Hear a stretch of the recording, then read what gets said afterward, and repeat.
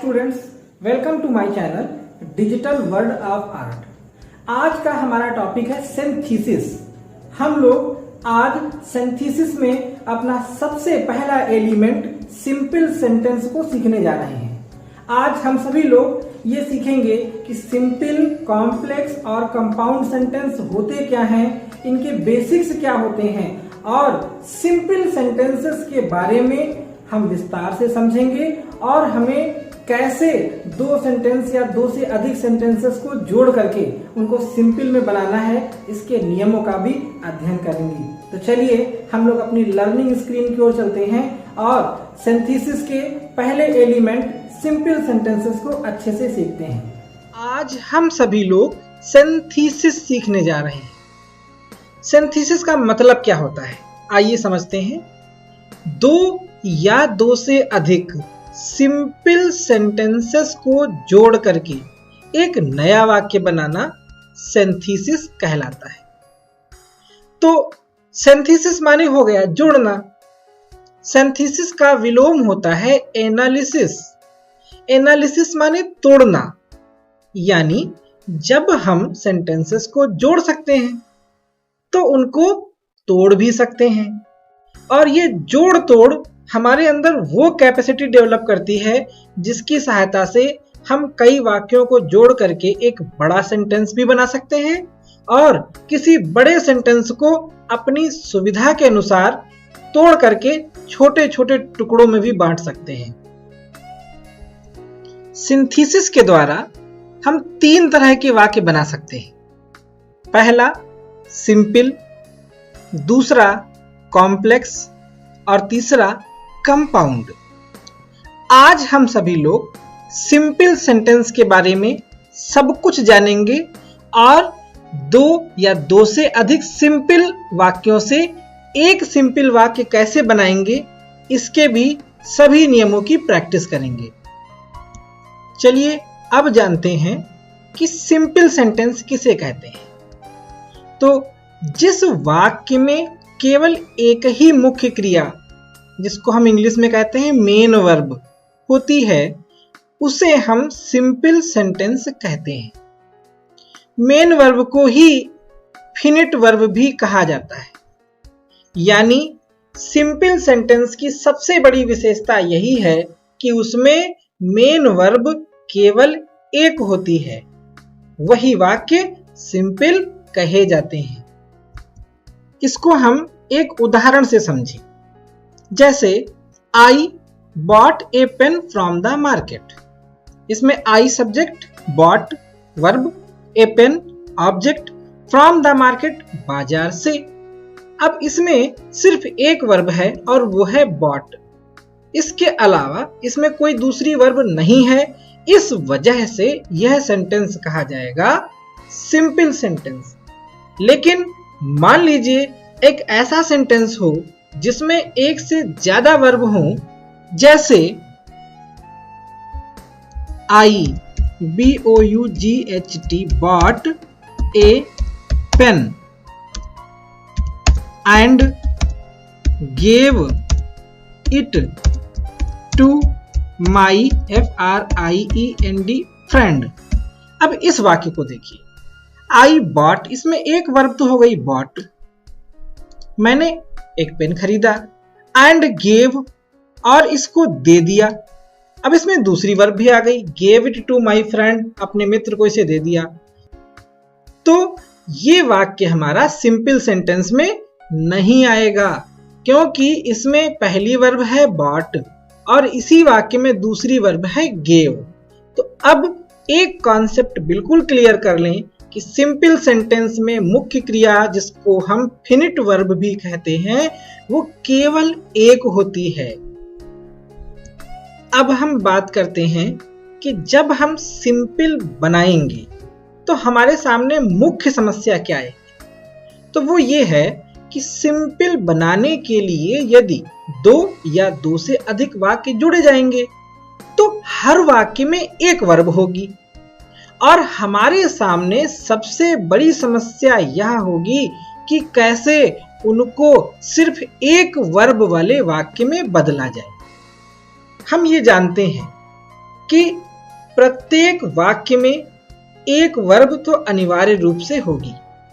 अब जैसे मान लीजिए हमने दो वाक्य जोड़ना है, तो उन दोनों वाक्यों में एक एक वर्ब होगी।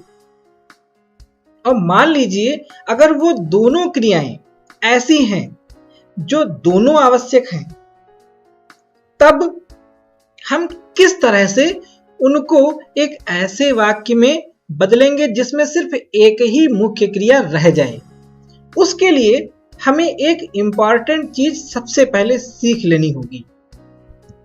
तो हमारे पास उसका एक तरीका है, हम फिनिट्स यानी मुख्य क्रियाओं को नॉन फिनिट में बदल दें। यदि फिनिट वर्ब को नॉन फिनिट में बदलकर उसका प्रयोग किया जाए तो वह वर्ब वाला शब्द हमारे वाक्य में रहेगा भी और उसे फिनिट वर्ब भी नहीं कहा जाएगा। फिनिट वर्ब को नॉन फिनिट में बदलने के तीन तरीके होते हैं। पहला, उसे जीरंड में बदलकर, दूसरा उसे इन्फिनिटिव में बदलकर, और तीसरा उसको पार्टिसिपल में बदल करके। सबसे पहले हम लोग जीरंड को समझ लेते हैं। जीरंड वर्ब की फर्स्ट फॉर्म में आईएनजी लगा देने से बन जाती है।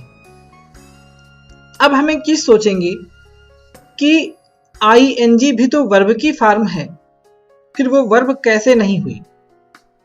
तो आपको ग्रामर का एक बहुत ही बारीक नियम बताता हूं।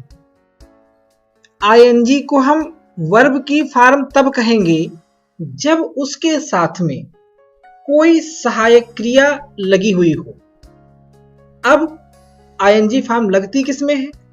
कॉन्टिन्यूअस में और परफेक्ट कॉन्टिन्यूअस में। कॉन्टिन्यूअस की सहायक क्रियाएं होती हैं is, am, are, was, were, will be, shall be. और परफेक्ट कॉन्टिन्यूअस टेंस की सहायक क्रियाएं होती हैं has been, have been, had been, will have been, shall have been. अगर इनके साथ में आईएनजी की फॉर्म का प्रयोग किया जाए तो वो मेन वर्ब में काउंट की जाएगी। लेकिन जब वही वर्ब की आईएनजी फॉर्म बिना किसी सहायक क्रिया के लिखी जाएगी, तब उसको हम वर्ब नहीं कहेंगे बल्कि उसको जीरंड के नाम से जानेंगे। उम्मीद है ये आप लोग समझ गए होंगे। अब हम लोग उदाहरण के तौर पे समझ लेते हैं। जैसे फिनिट वर्ब है गो, तो इसका जीरंड बनेगा गो में आईएनजी लगाकर, जैसे GOING, गोइंग। अगर वर्ब है हमारी JUMPED, जंप्ड, तो इसका जीरंड बनेगा JUMPING, जंपिंग। हमने सेकेंड फॉर्म को फर्स्ट फॉर्म में बदल करके तब आईएनजी लगा दी। यदि लिखा हुआ है हैज या फिर हैव, तो हम लोग इसकी जब जीरंड बनाएंगे तो HAVING, हैविंग कर देंगे। हैज की जीरंड भी हैविंग ही होगी। जैसे इज, आई एम या फिर आर लिखा हुआ है, तो उसकी जीरंड क्या होगी? क्योंकि ये बी से बनी है इसलिए इसकी जीरंड बनेगी BEING, बीइंग। जैसे REACHED, रीच्ड है, तो रीच्ड की फर्स्ट फॉर्म होती है रीच, हम उसमें आईएनजी लगा करके इसकी जीरंड बनाएंगे, तो हम कर देंगे REACHING, रीचिंग, और ये हमारी जीरंड बन जाएगी। अब हम बात करते हैं दूसरे नॉन फिनिट यानी इन्फिनिटिव की। इन्फिनिटिव बनाने के लिए हमें पुनः वर्ब की फर्स्ट फॉर्म से पहले टू लगाना पड़ता है और वो बन जाता है इन्फिनिटिव। जैसे मान लीजिए गो है, तो गो का इन्फिनिटिव रूप होगा टू गो। जंप्ड है, जंप्ड का इन्फिनिटिव रूप होगा टू जंप। हैज या हैव है, इसका इन्फिनिटिव रूप होगा to have. Is, am, are है, इसका इन्फिनिटिव रूप होगा टू बी। रीच्ड है, रीच्ड का इन्फिनिटिव रूप होगा टू REACH, रीच। हमारी तीसरी नॉन फिनिट है पार्टिसिपल। पार्टिसिपल तीन तरह के होते हैं, प्रेजेंट पार्टिसिपल, पास्ट पार्टिसिपल और परफेक्ट पार्टिसिपल। हम यहाँ पर प्रेजेंट और पास्ट पार्टिसिपल को नहीं सीखेंगे। हमारे जो वाक्य आएंगे उनमें केवल परफेक्ट पार्टिसिपल से ही हमारा काम चल जाएगा। परफेक्ट पार्टिसिपल, पार्टिसिपल का प्रयोग वहां पर होता है जब जितने भी वाक्य हमें जोड़ने हो उन सबका सब्जेक्ट एक ही हो लेकिन उनकी फिनिट वर्ब अलग अलग हो। तब उनमें दो कंडीशंस होंगी। एक, पहले वाक्य का समापन यानी परफेक्ट टेंस होगा। तो जैसे हैव कंप्लीटेड है तो हम लोग उसमें क्या करेंगे, हैव का हैविंग कंप्लीटेड कर देंगे। यहां पर क्योंकि कुछ कुछ जीरेंड जैसा ही है इसलिए हमारे लिए ये भी इतना इंपॉर्टेंट नहीं है, हम इसको उस पॉइंट ऑफ व्यू से भी समझ सकते हैं। सबसे ज्यादा ध्यान हमको देना है जब हमारा पहला वाक्य पैसिव वॉइस में हो, तब हमें क्या करना है, जैसे वाज या वर इत्यादि हो तब हम लोग उसकी जगह पर हैविंग बीन कर देंगे। जैसे वाज किल्ड है तो हम कर देंगे हैविंग बीन किल्ड। अगर वाज पनिश्ड है तो हम हैविंग बीन पनिश्ड कर देंगे। रही बात और ज्यादा अच्छे से समझने की, तो वो जब हम वाक्य की प्रैक्टिस करेंगे तब उसमें अच्छे से समझ लेंगे। फिलहाल हमें सिंपल बनाना प्रारंभ करने के लिए कुछ ये इंपॉर्टेंट चीजें जानना आवश्यक थी जो हमने जान ली। अब हम वाक्यों के साथ साथ उनके रूल्स को डिस्कस करेंगे। सिंपल बनाने के लिए हम वाक्यों को दो वर्गों में बांट देते हैं। पहले वे जिनमें प्रत्येक वाक्य का सब्जेक्ट एक ही हो तथा दूसरे वे वाक्य जिनके हर वाक्य का सब्जेक्ट अलग अलग हो। तो इस तरह से हम वाक्यों को दो भागों में बांट करके उनको सिंपल बनाना सीखेंगे। तो पहले हम उन वाक्यों की सिंपल बनाना सीखेंगे जिनके दोनों वाक्यों के सब्जेक्ट एक ही होते हैं।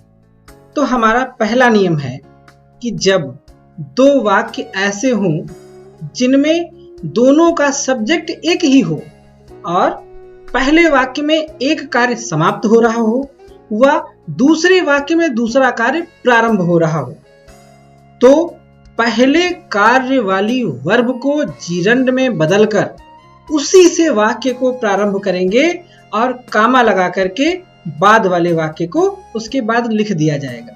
तो चलिए इसको उदाहरण से समझा जाए।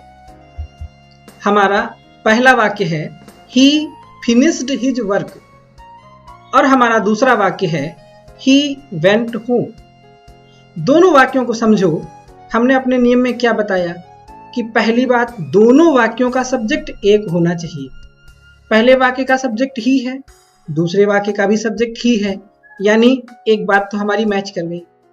अब पहले वाक्य में एक कार्य समाप्त होना चाहिए और दूसरे वाक्य में उसके बाद एक और कार्य प्रारंभ होना चाहिए। तो यहां पर क्या है, ही फिनिश्ड हिज वर्क, उसने अपना कार्य समाप्त किया, यानी यहां पर खुद ही बताया जा रहा है कि एक कार्य समाप्त हो गया। उसके बाद उसके द्वारा दूसरा कार्य किया गया और वो कार्य था ही वेंट होम, वह घर गया, यानी एक ही व्यक्ति ने दो कार्य किए। अब हम अगर देखें कि इनको सिंपल बनाना है और क्योंकि सिंपल सेंटेंस में वर्ब एक ही रहती है तो हम इसमें से ना तो फिनिश्ड को हटा सकते हैं ना वेंट को हटा सकते हैं क्योंकि ये दोनों फिनिट वर्ब हैं। तो जाहिर सी बात है कि हमें एक को नॉन फिनिट में बदलना है। तो तरीका समझ लीजिए, हम जो पहले वाली घटना है उसको नॉन फिनिट करते हैं, यानी अपने इस नियमानुसार इसको हम जीरन में बदलते हैं। अब क्योंकि लिखा है फिनिश्ड तो हम इसको जब जीरन में बदलेंगे तो फिनिश्ड की फर्स्ट फॉर्म फिनिश हम लिखेंगे FINISH और इसमें ING जोड़ देंगे, फिनिशिंग। क्योंकि सब्जेक्ट एक ही है दोनों वाक्यों में तो हमें उसको दो बार नहीं केवल एक बार ही लिखना है। तो हम पहले वाक्य को जीरंड से शुरू कर रहे हैं नियमानुसार। फिर फिनिशिंग के आगे हम लिखेंगे हिज वर्क, फिर कामा लगा देंगे जहां फुल स्टॉप था और दूसरे वाक्य को एज इट इज लिख दिया जाएगा ही वेंट होम। तो ये बन गया हमारा सिंपल सेंटेंस। इसमें फिनिशिंग जो है वो वर्ब नहीं कही जाएगी क्योंकि ये जीरंड है, नॉन फिनिट में आती है, इसलिए ये वर्ब नहीं है। और अब हमारी एक ही वर्ब हो गई और वो है वेंट।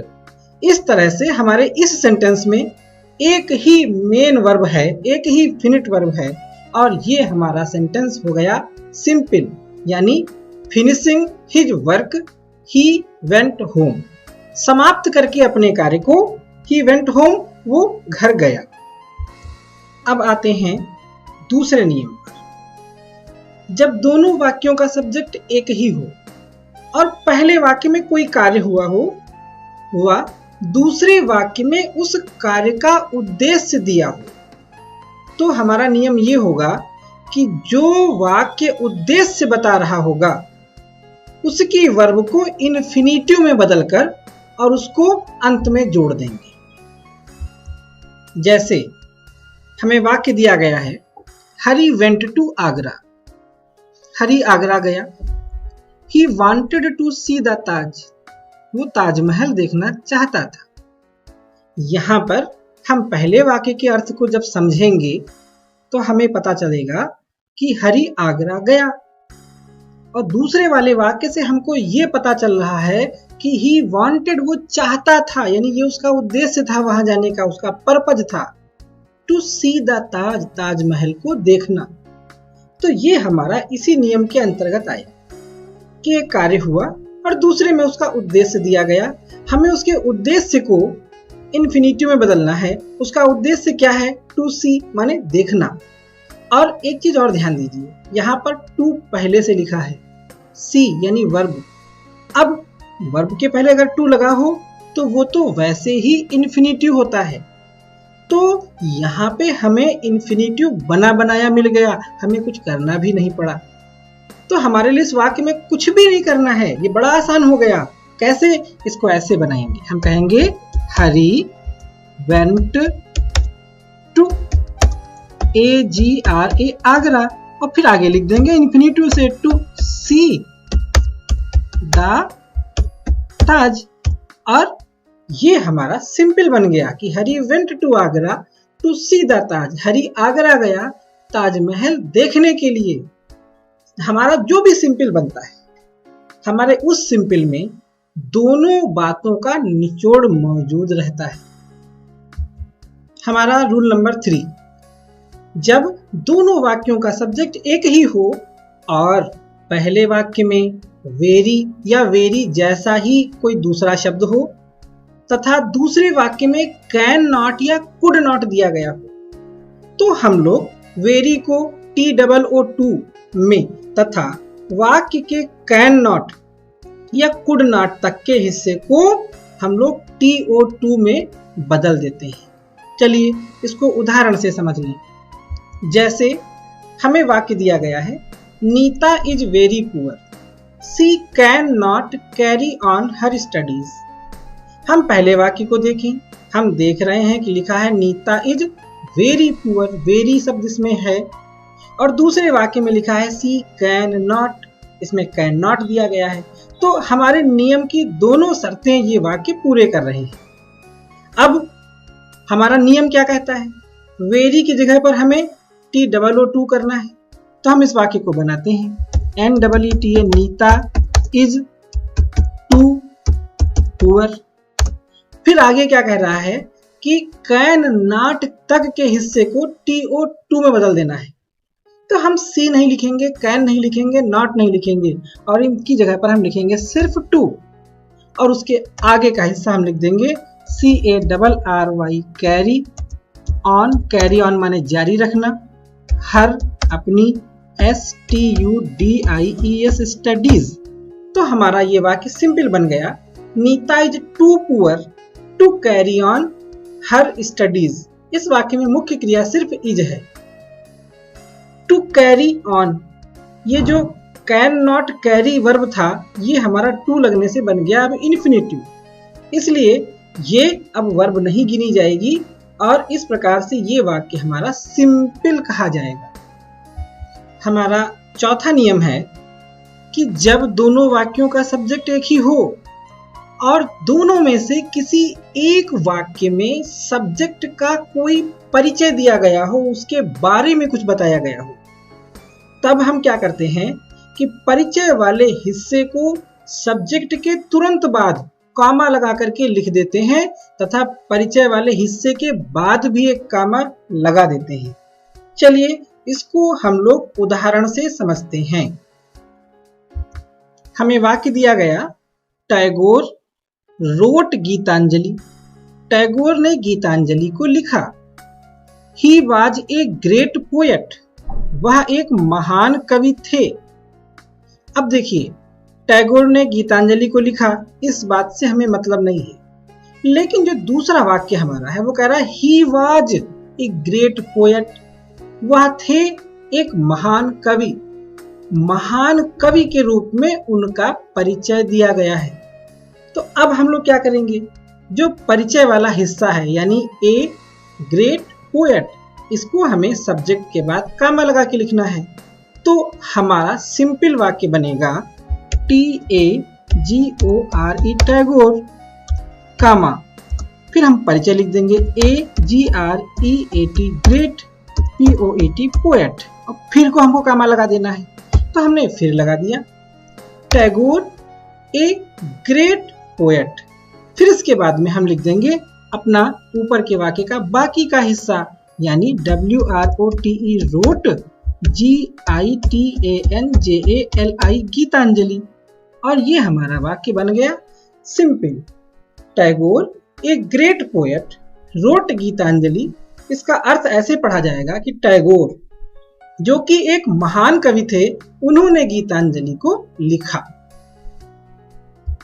हमारा पांचवा नियम, इसमें हम अब वाक्यों का प्रकार बदल लेते हैं, यानी जब दोनों वाक्यों का सब्जेक्ट अलग अलग हो और दोनों में कार्य भी अलग अलग हो और उनमें कारण या परिणाम का संबंध हो, अर्थात या तो उसमें एक वाक्य पहले कार्य का कारण दिखा रहा हो या उसमें कोई एक वाक्य किसी कार्य का परिणाम दिखा रहा हो, तब हम यहाँ पर 3 नियम अप्लाई करेंगे। जिसका पहला नियम ये है कि यदि पहले वाक्य में वर्ब की सेकंड फॉर्म हो तो हम लोग उसको हैविंग के साथ वर्ब की थर्ड फॉर्म कर देंगे। ये ध्यान रखेंगे कि यहाँ पर जो हमारे वाक्य दिए गए होंगे उन दोनों के सब्जेक्ट और वर्ब दोनों अलग अलग होने चाहिए। इसका उदाहरण है, the teacher entered the class, the students stood up. The teacher अध्यापक, एंटर्ड माने प्रवेश किया, द क्लास कक्षा में। दूसरा वाक्य कह रहा है द स्टूडेंट्स छात्र स्टूड अप खड़े हो गए। अब देखिए, द टीचर पहले वाक्य का सब्जेक्ट, द स्टूडेंट्स दूसरे वाक्य का सब्जेक्ट, कंडीशन बदल गई। अब दोनों वाक्यों के सब्जेक्ट अलग अलग हो गए। इसका बड़ा असर पड़ता है। दो अलग अलग सब्जेक्ट होंगे ना तो वो अपना अलग अलग कार्य करेंगे, तब उनको जोड़ने का तरीका बिल्कुल बदल जाता है। अब इसमें टीचर के प्रवेश करने की बात कही गई, इंटर्ड वर्ब है। इसमें बच्चों के खड़े होने की बात कही गई, स्टूड अप वर्ब, यानी वर्ब भी अलग अलग है। लेकिन अध्यापक के आने पर बच्चे खड़े हुए हैं, तो बच्चों के खड़े होने का कारण क्या है? अध्यापक का प्रवेश करना। तो इसमें कारण का भी संबंध है। अब हम देख क्या रहे हैं कि पहले वाक्य में वर्ब का सेकंड फॉर्म लगा हुआ है, तो हम क्या करेंगे, हैविंग के साथ थर्ड फॉर्म करना है। ईडी वाली थर्ड फॉर्म वही होती है। हम लिखेंगे the TEACHER teacher, having HAVING having ENTERED entered the class, the teacher having entered the class. अब हम कामा लगा देंगे। दूसरे वाक्य को वैसे लिख दिया जाएगा, the STUDENTS students STOOD stood up. और इस तरीके से हमारा ये वाक्य बन गया सिंपल। इसका अर्थ ये निकलेगा कि the teacher having entered the class, अध्यापक के प्रवेश करने पर कक्षा में, द स्टूडेंट्स छात्र स्टूड अप खड़े हो गए। और इसमें क्योंकि हैविंग एंटर्ड हमारा परफेक्ट पार्टिसिपल बन गया, इसलिए ये नॉन फिनिट है और हमारा वाक्य सिंपल है, क्योंकि इसमें वर्ब केवल रह गई स्टूड अप। पांचवें का अगला पार्ट, कंडीशन वही होंगी, सब्जेक्ट अलग अलग, क्रियाएं अलग अलग और उनमें कारण या परिणाम का संबंध। और तब यदि पहले वाक्य में इज, एम, आर, वाज या वर हो और वाक्य एक्टिव वॉइस में हो तो इज, एम, आर, वाज या वर को बीइंग में बदल देंगे और कोई परिवर्तन नहीं करेंगे। उदाहरण के लिए हमें दिया गया the weather was stormy. Weather मतलब मौसम, वाज स्टॉर्मी तूफानी था। द प्लेन गॉट लेट, विमान गॉट लेट, लेट हो गया। अब यहां पर देखिए, पहले वाक्य का सब्जेक्ट द वेदर, दूसरे वाक्य का सब्जेक्ट द प्लेन, एक में वाज स्टॉर्मी वर्ब, दूसरे में गॉट लेट वर्ब। दोनों की वर्ब अलग अलग, दोनों के सब्जेक्ट अलग अलग और दोनों का कंडीशन में एक संबंध कि मौसम के तूफानी होने की वजह से प्लेन को देर हो गई। अब हम पहले वाक्य पर देखते हैं। इसमें देखिए वाज लिखा हुआ है और वाज स्टॉर्मी का जिक्र किया गया है और ये इसमें क्योंकि स्टॉर्मी थर्ड फॉर्म तो है नहीं तो ये वाक्य पैसिव वॉइस नहीं हुआ। पैसिव वॉइस तब होगा जब is, am, are, was verb के बाद वर्ब की थर्ड फॉर्म लगी हुई हो। तो हम लोग इसको अपने इसी नियम से बनाएंगे कि हमें इसे बीइंग कर देना है। तो हम वाक्य को बनाएंगे, हम कहेंगे द, WEATHER, वेदर, वाज को कर दिया BEING, बीइंग और STORMY, स्टॉर्मी, फुल स्टॉप की जगह कामा। हम लिखेंगे the PLANE, plane, got LATE, late और ये हमारा सिंपल बन गया। हमारा अर्थ निकलेगा कि मौसम के तूफानी होने की वजह से प्लेन लेट हो गया। अब पांचवें का सी पार्ट, कंडीशन वही रहेंगी, दोनों वाक्यों के सब्जेक्ट अलग अलग होंगे, कार्य अलग अलग होंगे, कारण या परिणाम का संबंध होगा। और पहले वाक्य में यदि इज, एम, आर, वाज या वर हो और वाक्य पैसिव वॉइस में हो तो हम लोग इज, एम, आर, वाज या वर को हैविंग बीन में बदल देंगे। पैसिव वॉइस का मतलब मैंने अभी बताया कि is, am, are, was verb के बाद वर्ब की थर्ड फॉर्म लगी हो, तब हम यहां पर इसको हैविंग बीन में बदल देंगे। उदाहरण के लिए the work was done, we went back home. Condition समझते हैं। द वर्क सब्जेक्ट पहले वाक्य का, वी सब्जेक्ट दूसरे वाक्य का, वाज डन वर्ब पहले वाक्य की, वेंट बैक दूसरे वाक्य की। दोनों के सब्जेक्ट अलग अलग, दोनों की क्रियाएं अलग अलग, लेकिन संबंध ये है कि जब कार्य पूरा हुआ तभी हम लोग वापस घर गए। तो हमारी कंडीशन सब मैच कर रही हैं। हम पहले वाक्य को समझ लें। द वर्क वाज डन, पूरा हो गया। अब देखिए डन वर्ब की थर्ड फॉर्म है और इस वजह से हमारा नियम यहाँ पे बदल गया। हम is, am, are, was verb इनको अब बीइंग नहीं करेंगे, हम करेंगे हैविंग बीन।